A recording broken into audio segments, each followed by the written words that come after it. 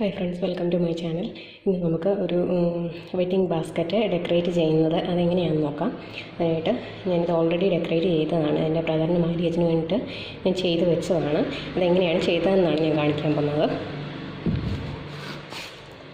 ആദ്യം പ്ലെയിൻ ആയിട്ടുള്ളൊരു wedding basket മേടിച്ചു.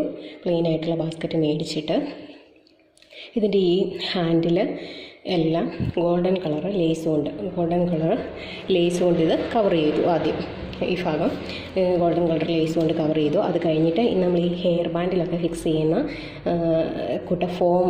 ഫോമിൻ്റെ റോസാപ്പൂ നമുക്ക് മേടിക്കാൻ കിട്ടും. ഇതെല്ലാ കളറിലും അവൈലബിൾ ആണ്.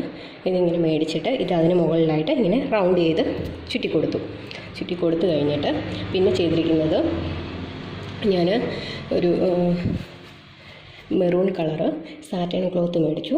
ആ സാറ്റിൻ ക്ലോത്ത് വെച്ച് ഈ ബാസ്ക്കറ്റിൻ്റെ ഉൾവശം ഇത് ഞാനിത് ഒട്ടിച്ചാണ് വെച്ചത്.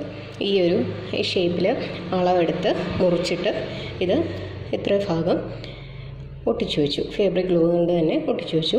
അത് കഴിഞ്ഞിട്ട് ഡ്രൈ ഫ്ലവർ മേടിച്ചിട്ടുണ്ട്.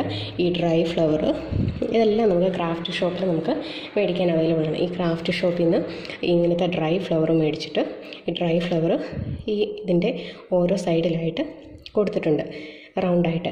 ഇത് കൊടുക്കുന്നതിന് മുമ്പ് തന്നെ ഞാൻ ഈ സാറ്റിൻ ക്ലോത്ത് ഈ ഫ്രണ്ട് സൈഡിൽ ചെയ്യുന്നതിനായിട്ട് ഞാനിങ്ങനെ ഫ്രില്ല് പോലെ, നമ്മൾ ഈ കൊച്ചു പിള്ളേരുടെയൊക്കെ ഉടുപ്പ് തയ്ക്കുമ്പോഴത്തേക്ക് ഒരു ഫ്രില്ല് തയ്ക്കില്ലേ, അതുപോലെ ഫ്രില്ലായിട്ട് ഇങ്ങനെ ചെറുതായിട്ട് ഞൊറിവ് ചെയ്ത് എടുത്തിട്ട് അത് ഈ അകംവശത്തോട്ടാക്കി സ്റ്റിച്ച് ചെയ്ത് കൊടുത്തിരിക്കുകയാണ്.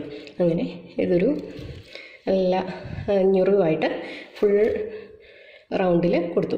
അത് കഴിഞ്ഞിട്ട് ഈ മെറൂൺ കളർ ഈ സാറ്റിൻ ക്ലോത്തിൻ്റെ മുകൾ ഭാഗത്തായിട്ട് ഇടയ്ക്കിടയ്ക്കായിട്ട് ഗോൾഡൻ കളർ ഒരു ഹാർട്ട് ഷേപ്പിലുള്ള ബീഡ്സും കൊടുത്തിട്ടുണ്ട്.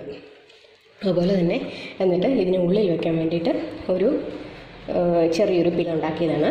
എന്നിട്ടൊരു ബ്രോക്കേഡ് ഒരു ക്രീം കളർ ക്ലോത്ത് കൊണ്ട് അതിനൊരു കവറും തയ്ച്ചു. അങ്ങനെ ചെയ്തെടുത്തതാണിത്.